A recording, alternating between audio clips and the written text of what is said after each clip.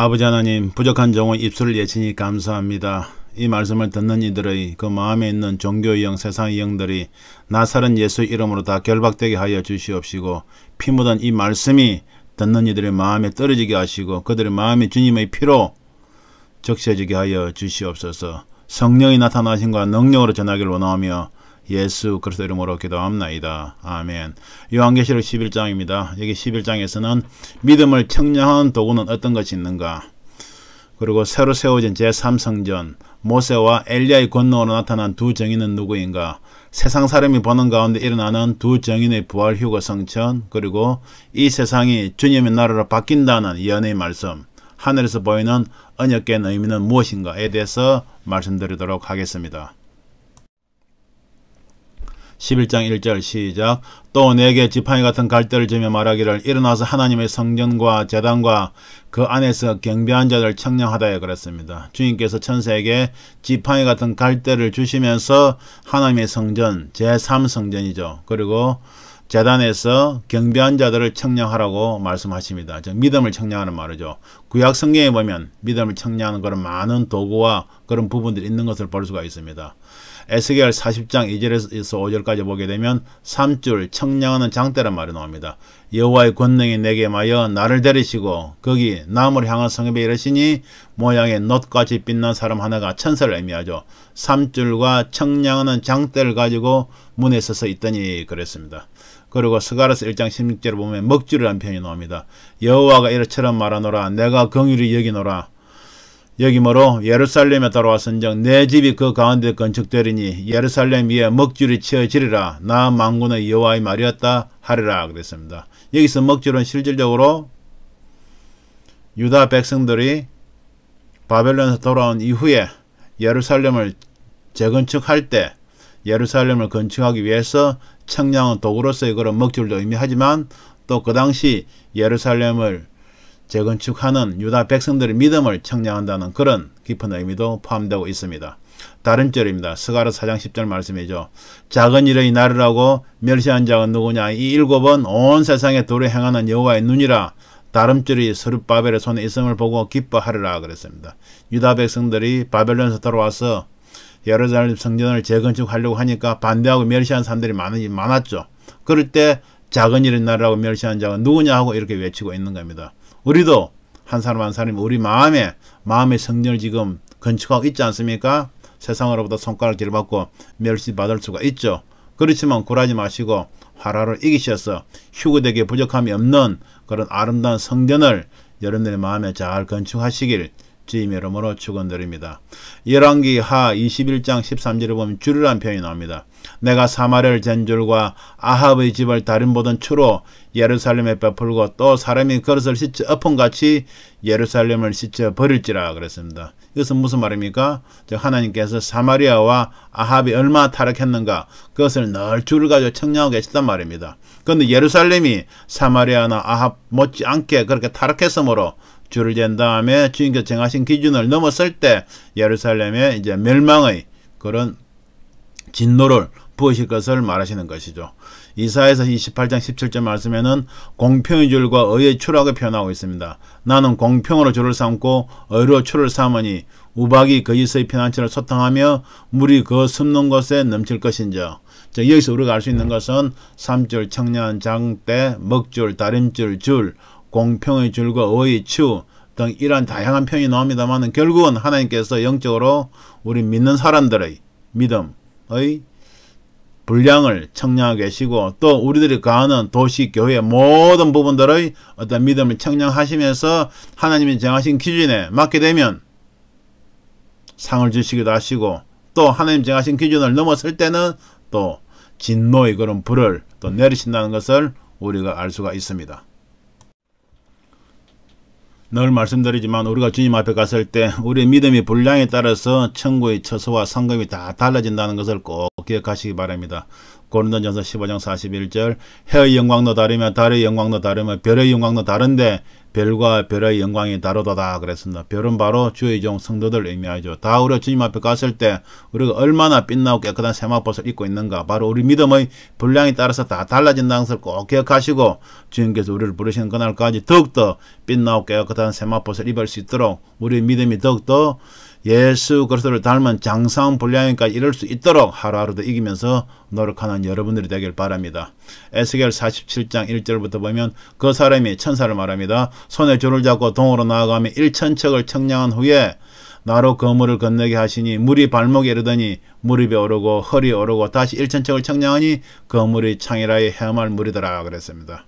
사람에 따라서 그죠? 우리 성령의 물이, 말씀의 물이, 믿음의 물이 우리 발목에 있는 사람이 있고, 또 무릎에 있는 사람이 있고, 허리까지 와 있는 사람이 있고, 풍덩 빠질 정도로 있는 사람이 있죠. 그러니까 즉 우리가 은혜의 물에, 말씀의 물에, 성령의 물에 풍덩 빠져 있어야 성령께서 우리를 마음대로 인도하실 줄 믿습니다.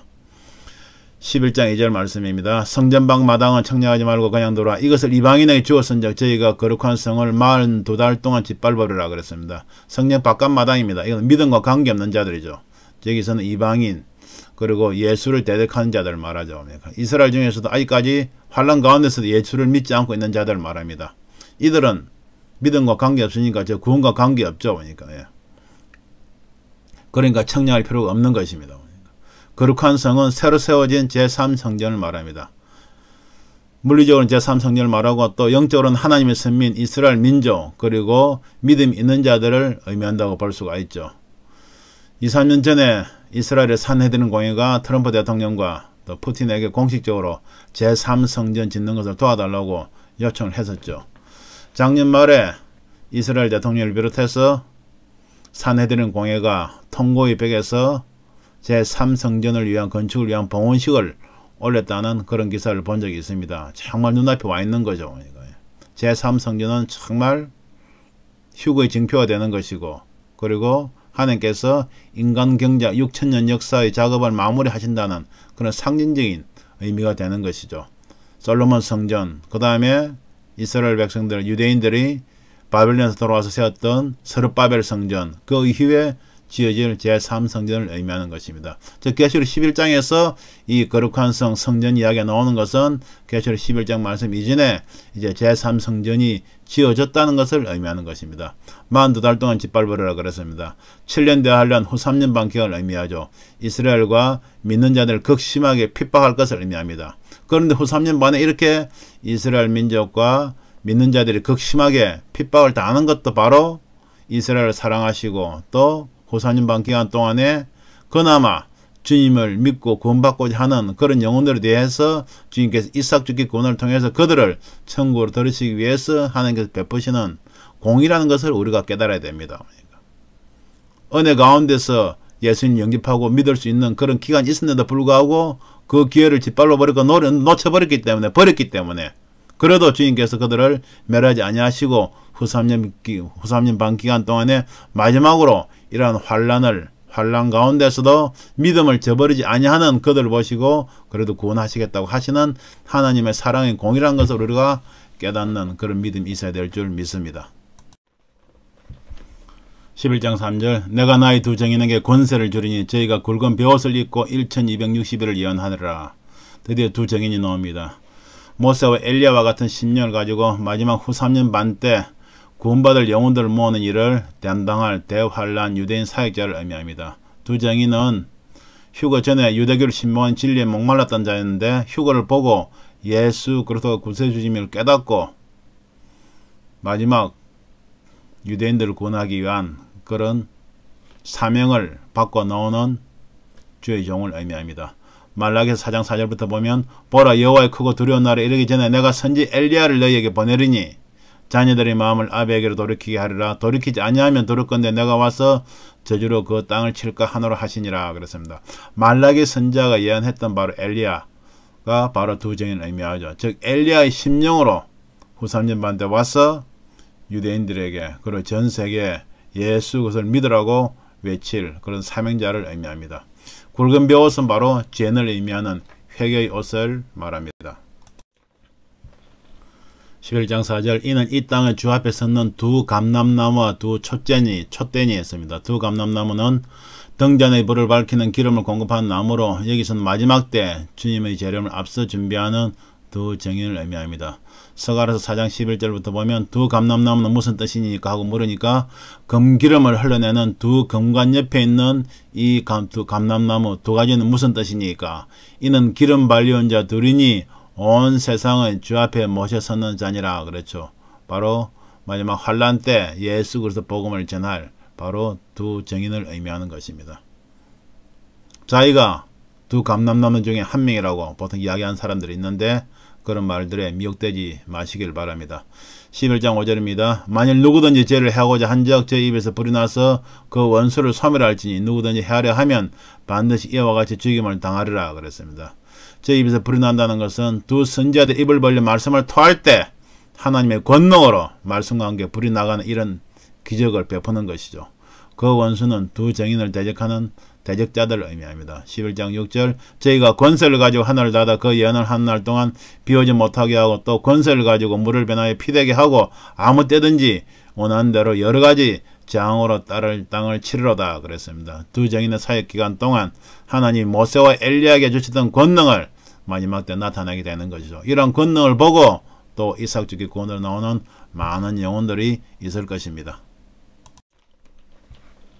11장 7절 저희가 그 전거를 마칠 때 무저경으로부터 올라오는 짐승이 저희로 더불어 전쟁을 일으켜 죄를 이기고 죄를 죽일 터인지요 그랬습니다. 무저경으로부터 올라온 짐승은 원사단 마귀의 하수인 두 정인을 대적하는 바로 적그리스도 세력을 의미하죠. 짐승이라는 표현이 이제 자주 나올 것입니다. 보니까 짐승은 바로 원사단 마귀를 의미하기도 하고 또 이 세상에서 원사단 마귀 하수인 노력하는 그런 악한 세력을 의미하죠. 마지막 때는 적그리스도와 그 세력으로 나오게 되죠.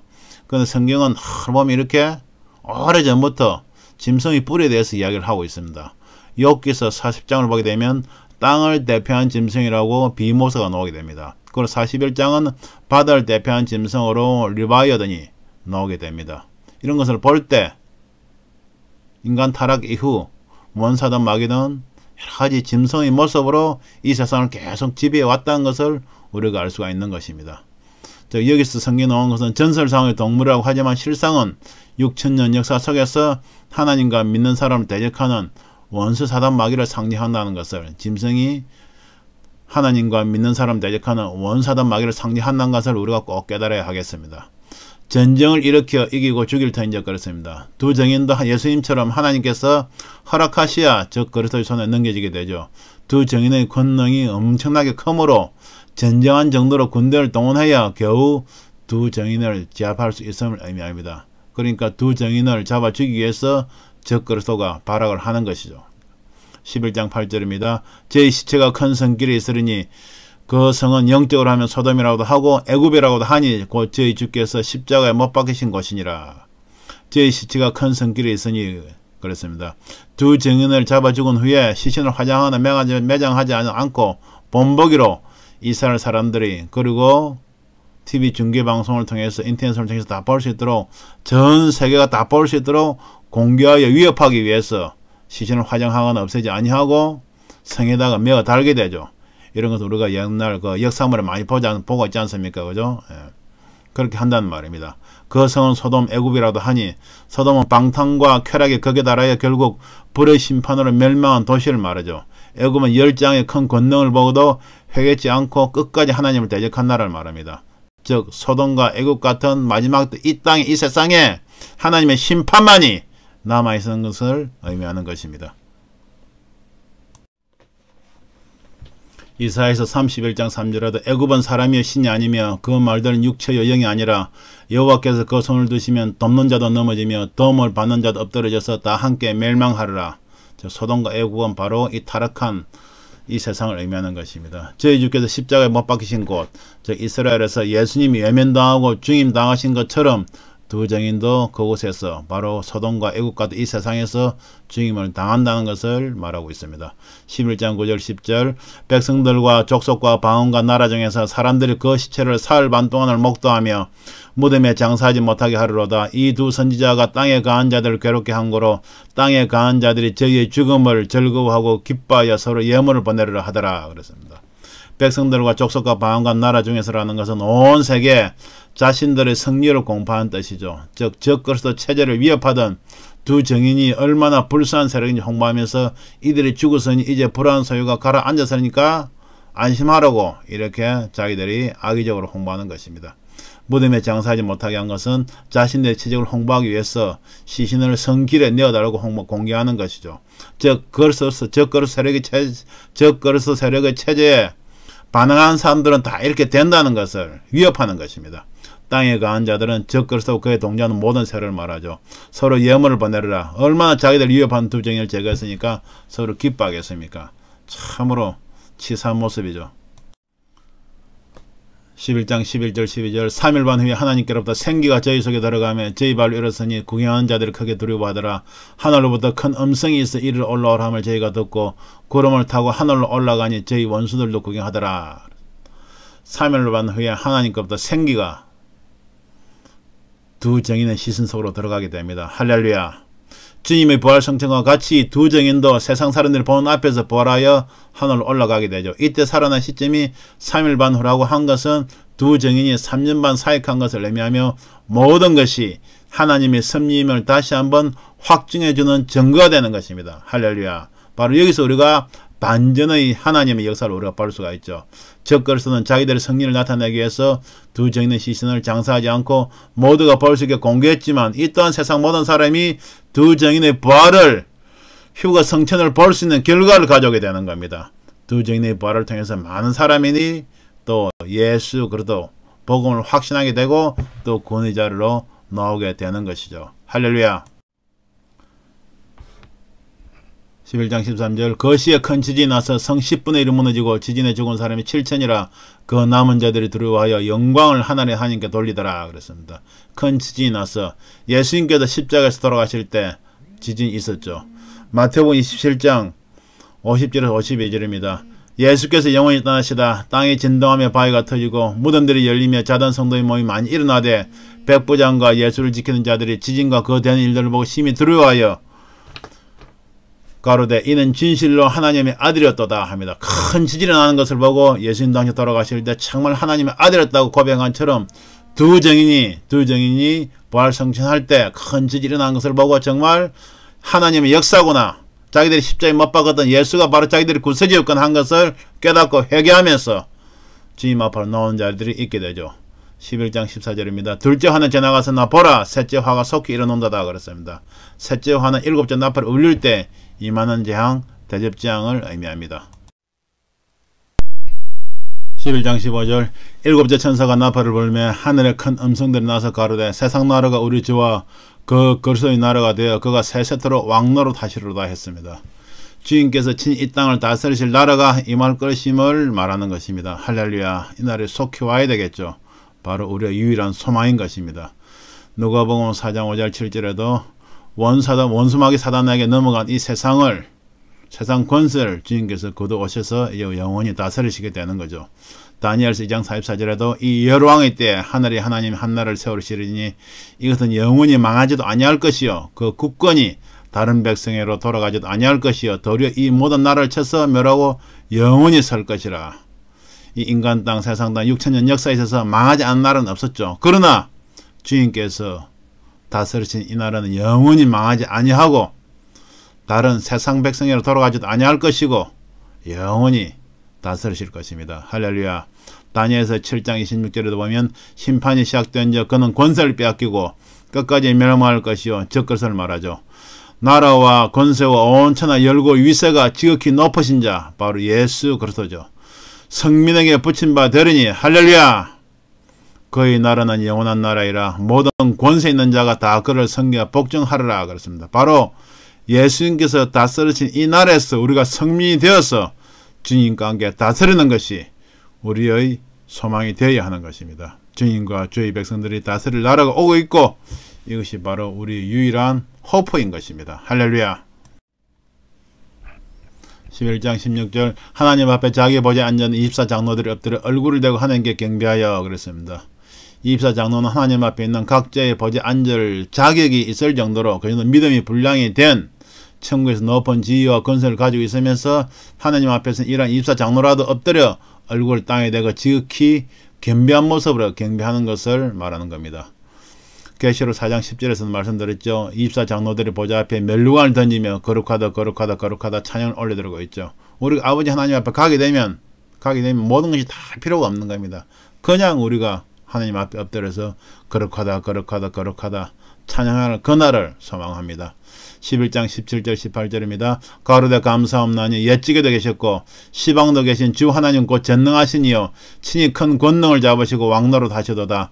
이방들이 분노하며 주의 진노가 임하여 죽은 자를 심판하시며 종 선지자들과 성도들과 또 물은 대수하고 주의 이름을 경외하는 자들에게 상 주시며 또 땅을 망하게 한 자들을 멸망시키실 때로소이다. 이방들이 분노한다고 했습니다. 주를 믿지 않는 사람들이 자기 악함 속에서 적그릇 세력들이 하나님을 대적하는 모습이죠. 죽은 자를 심판하시며 죽은 자는 영이 죽은 자들 곧 구원받지 못한 자들을 의미하며 이들에게 하나님의 진노 심판이 임하는 것입니다. 종 선지자들과 성도들과 주의 이름을 경외한 자들의 상 주시며 그랬습니다. 구원받은 사람들에게 각각 그 행함에 따라 주어질 상급 심판을 말하는 겁니다. 11장 19절 이에 하늘에 있는 하나님의 성전이 열리니 성전 안에 하나님 언약궤가 보이며 또 번개와 음성들과 내손과 지진과 큰 우박이 있더라 그랬습니다. 성전 안에 언약궤가 보인다고 했습니다. 이것은 하나님께서 언약하신 모든 말씀이 신실하게 성취된다는 의미입니다.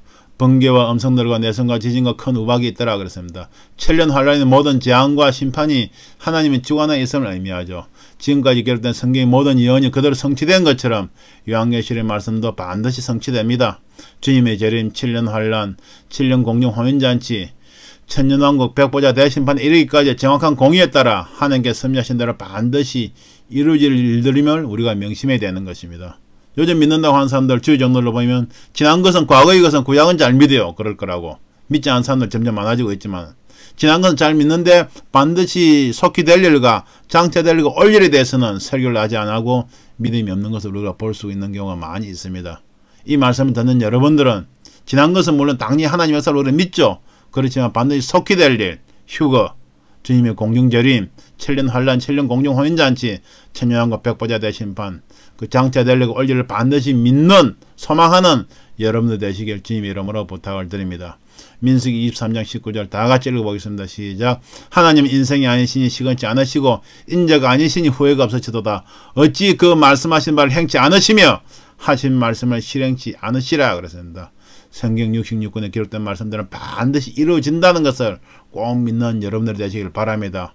그런 의미로 하나님께서 하나님의 성전이 열리고 하나님의 언약궤를 지금 11장 19절에서 보여주고 계시는 것입니다. 할렐루야. 할렐루야. 아버지 하나님, 이 말씀을 듣는 이들이 휴거되어서 주님 나라의 주님께서 다스리실 영원한 나라의 성민들이 되게 하여 주시옵시고 주님께서도 이기시고 아버지의 보좌에 앉으신 것처럼 우리도 휴거되기 전까지 믿음을 잘 지켜 하루하루 이겨서 주님과 함께 보지 않는 그런 영광의 자리에 들어갈 수 있도록 은혜를 더하여 주시옵소서. 감사드리오며 예수 그리스도 이름으로 기도합나이다. 아멘.